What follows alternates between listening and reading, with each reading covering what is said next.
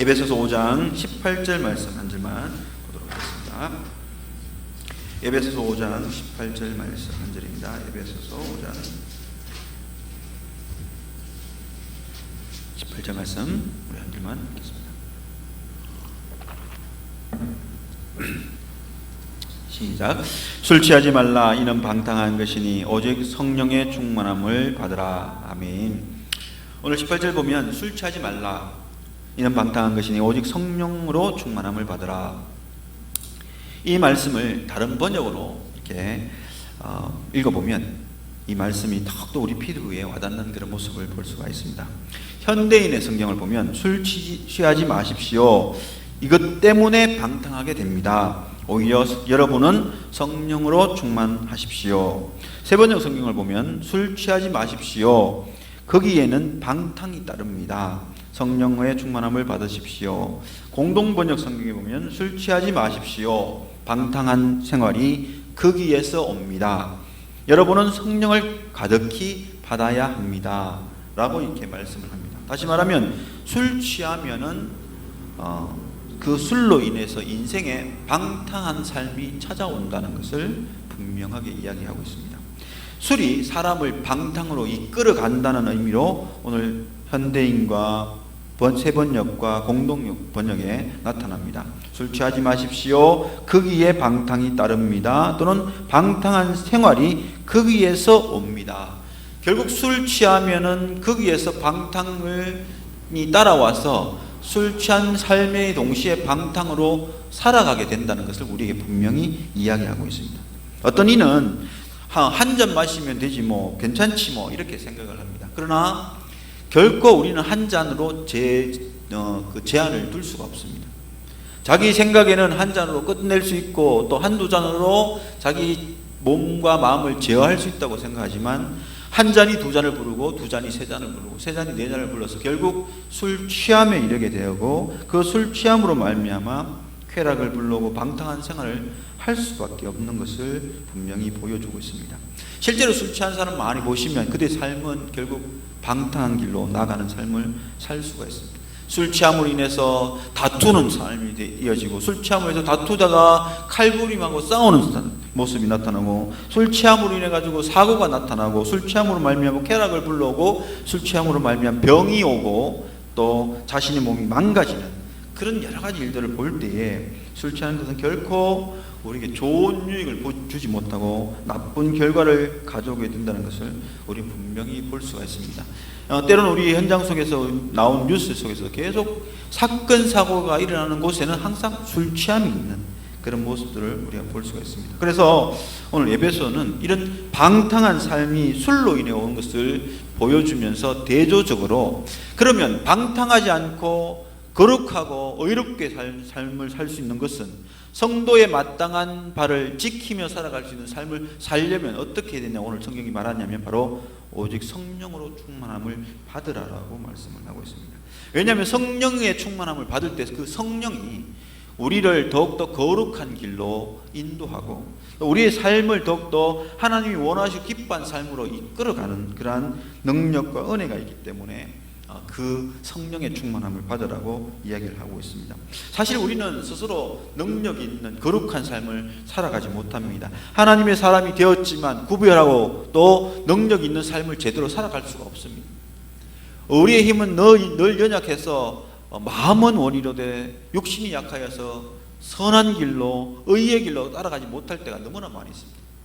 그런데 성령이 우리에게 충만하게 임할 때 우리가 열심히 노력 안 해도 성령이 우리를 이끄시기 때문에 그 선한 길, 그 하나님의 거룩한 길을 자연스럽게 따라갈 수가 있습니다.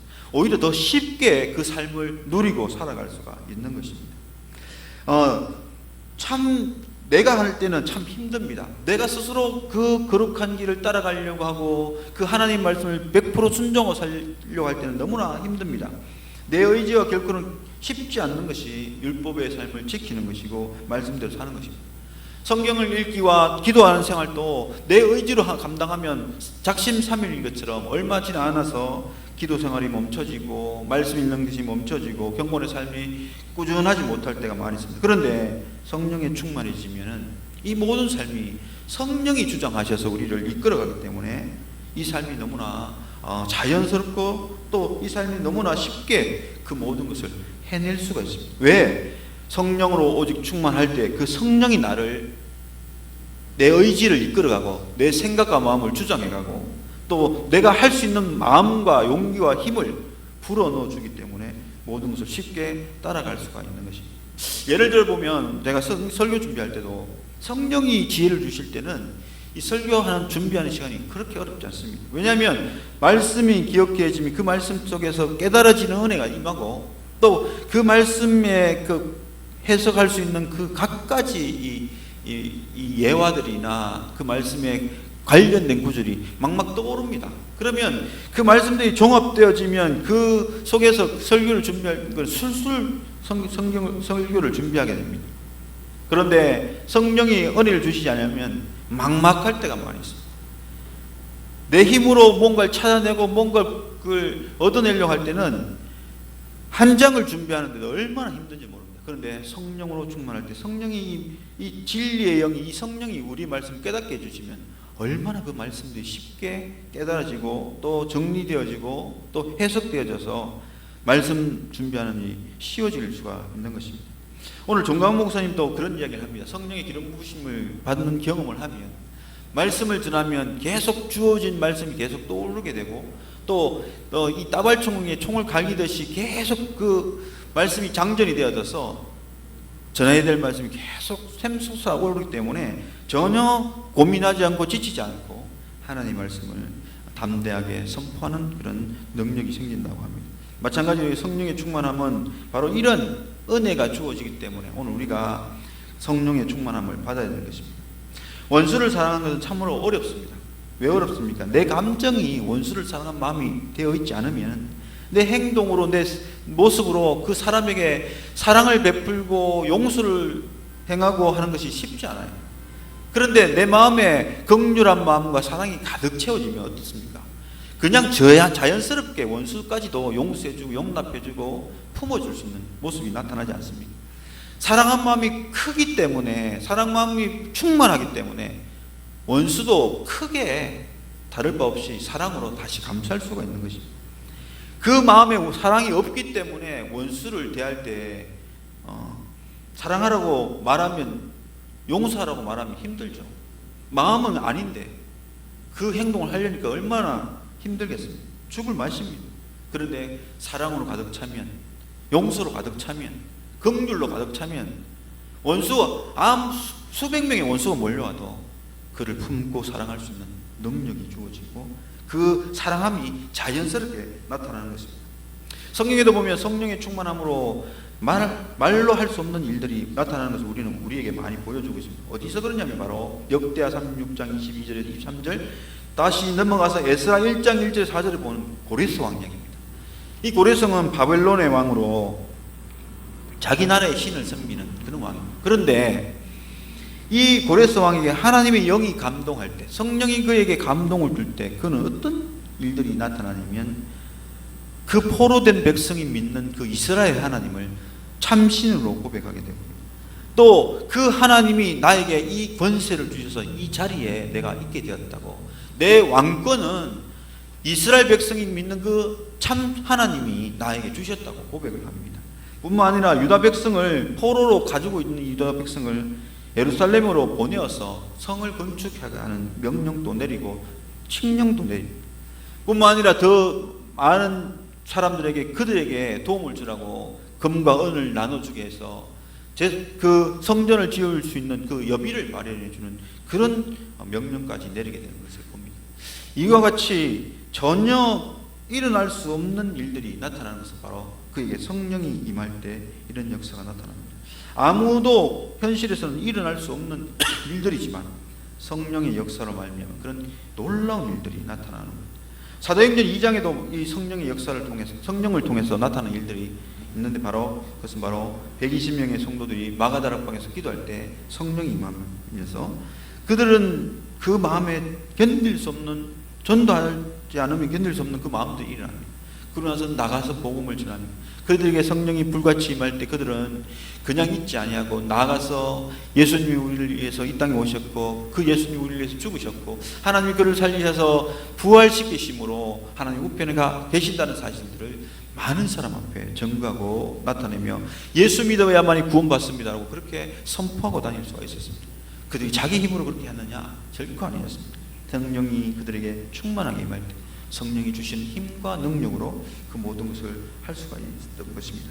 바로 이와 같이 성령의 충만함을 받으면 우리는 무엇보다도 성령을 통하여서 참으로 참된 성도의 삶을 살아갈 수가 있습니다. 그 삶을 내 힘으로 힘겹게 살아가지 않고 정말 자연스럽게 또 자유함을 누리면서 살아갈 수, 하나님의 뜻을 따라 거룩하게 가려면 바로 오늘 성령의 충만함을 받으라는 이 권고의 말씀을 분명히 기억하고 성령을 사모하는 삶을 살아야 된다는 것입니다. 이 땅이 얼마나 죄악으로 많이 어려운 세상 가운데 살아가고 있습니까? 이곳에 나가도 저곳에 나가도 죄 지을 것밖에 없는 이 땅에서 거룩하고 성도다운 삶을 살아가는 것은 결코 쉽지 않습니다. 내 힘으로 지키려면 내가 가지고 있는 지식과 내 생각으로 지켜내려면 너무나 어려운 것들이 많이 있습니다. 유혹의 거리가 너무나 주변에 늘려있고 또 경건치 못한 일들이 너무나 많이 있는 이 가운데에서 오늘 그러한 삶을 제대로 살아가려면 오늘 예배소서 이야기하고 있는 성령의 충만함을 받아라. 그것만이 오늘 우리가 제대로 믿음 생활을 감당하며 하나님 앞에 의롭고 거룩한 삶을 살아갈 수 있는 방법이라는 사실을 우리는 생각해 보지 않을 수가 없습니다. 그러므로 오늘 우리가 성령의 충만을 받아야 되는데 어떻게 하면 성령의 충만을 받을 수 있느냐? 오늘 한 가지만 이야기합니다. 바로 기도예요.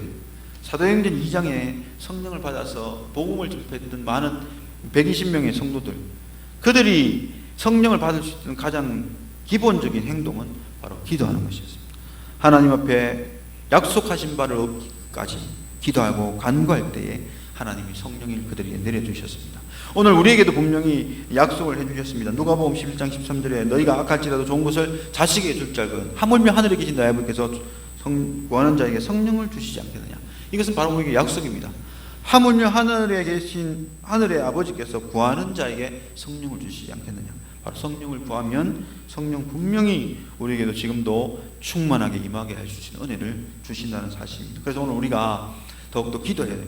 성령을 받아서 그 성령의 힘으로 우리가 살아갈 때 누가 뭐 열심히 하라고 하지 않아도 우리 스스로 그냥 자연스럽게 자유롭게 하나님의 거룩한 의를 따라 살아갈 수 있고 말씀대로 지키며 살아갈 수 있고 율법을 지키며 살아갈 수 있는 그 힘과 능력이 주어져서 어렵지 않게 몸부림치 않쳐도 성령의 충만한 그 상태에 있으면 우리가 하는 모든 행동이 하나님의 거룩한 뜻을 이루는 삶을 살아갈 수가 있다는 것입니다. 오늘 또 이 밤도 성령으로 충만하기 위해서 오늘 또 부르짖고 간구하고 기도하는 귀한 밤이 될 수 있기를 예수님의 이름으로 축복합니다. 같이 기도하겠습니다.